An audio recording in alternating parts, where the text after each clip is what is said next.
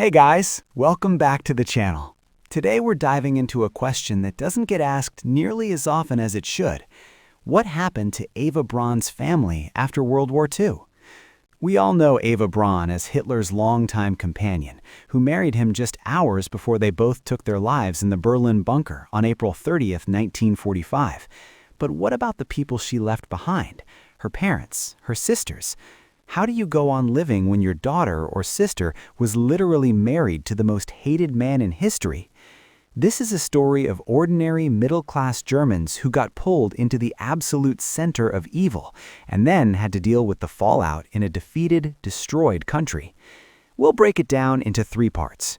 First, who the Braun family actually were before everything went off the rails.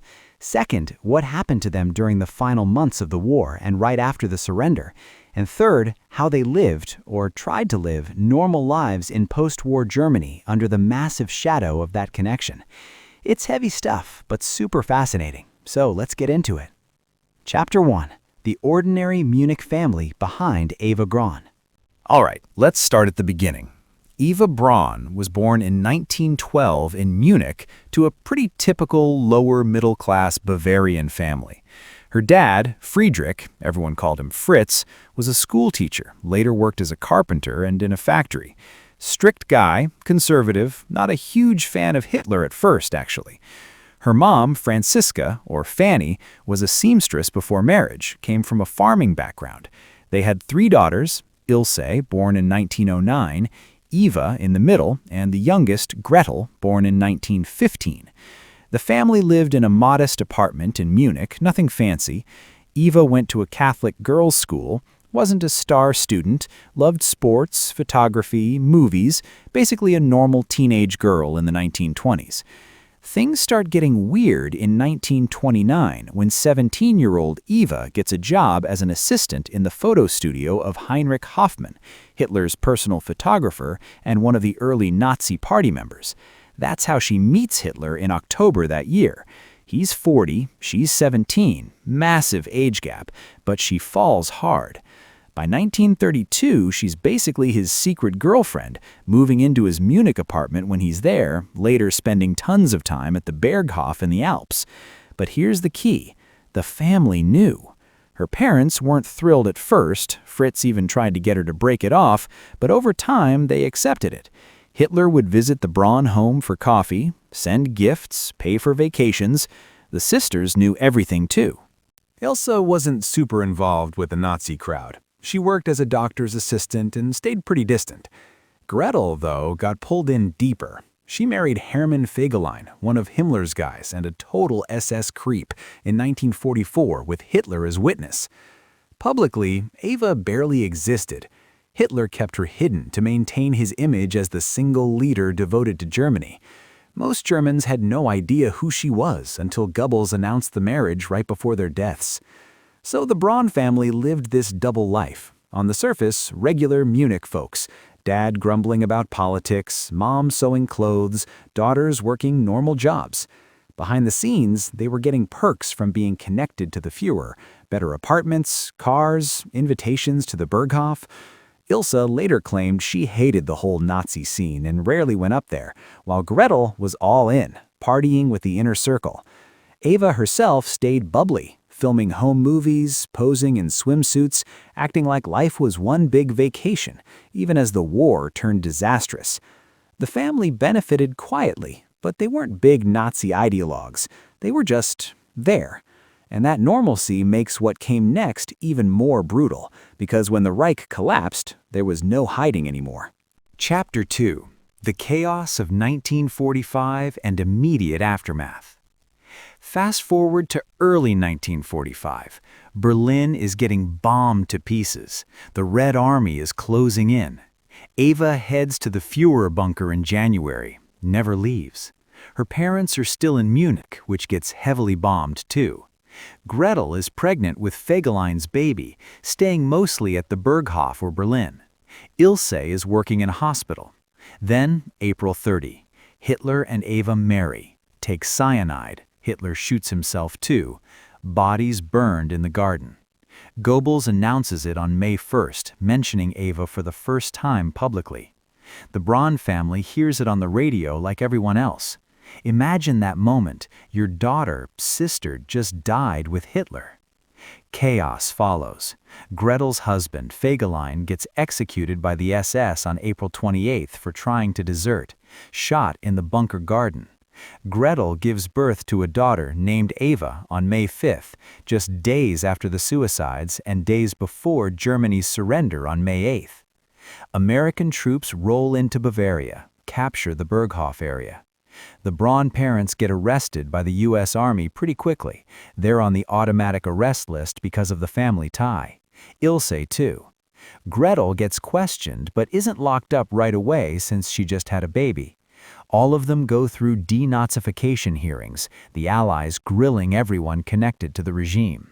The parents spend months in internment camps, not concentration camps, but still detained, questioned over and over.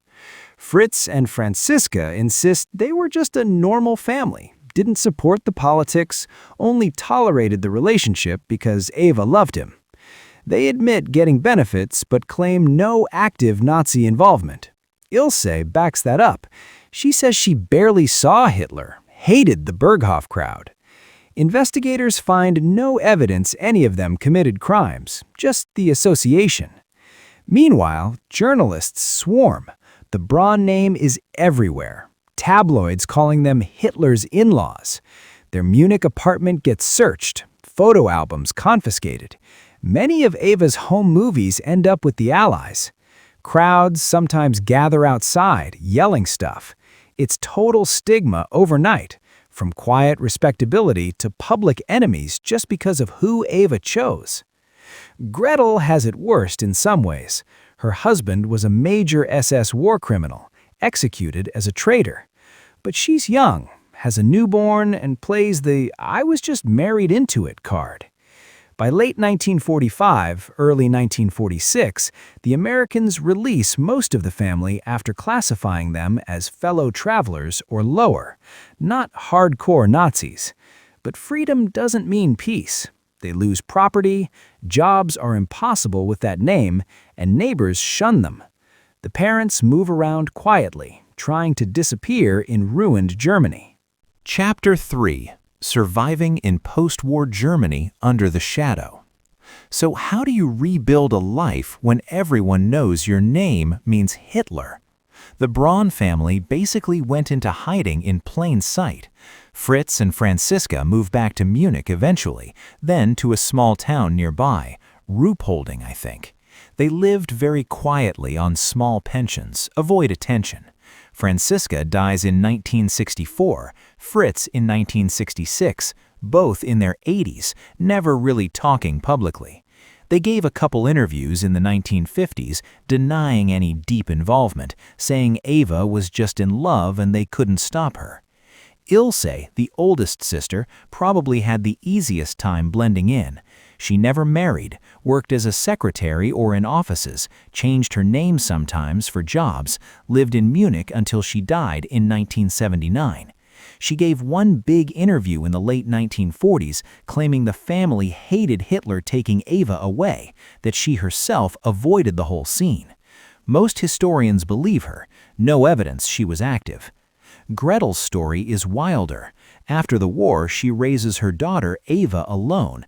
The kid tragically dies by suicide in 1975.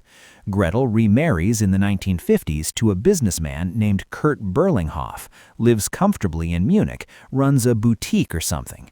She keeps super low profile, but gets spotted sometimes. Paparazzi catch her in the 1960s, looking glamorous. Headlines scream, "Hitler's sister-in-law." She dies in 1987 at 72.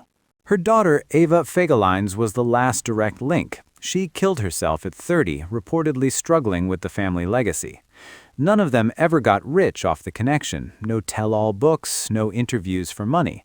They just tried to live quietly while historians picked apart Eva's photos and films.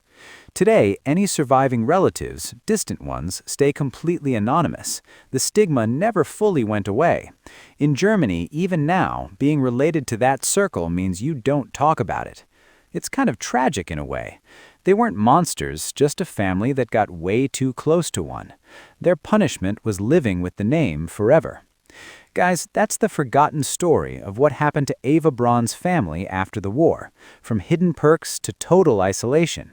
What do you think? Could they ever really escape that shadow?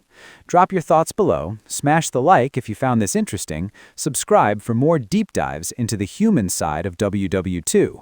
Hit the bell, and I'll catch you in the next one. Thanks for watching.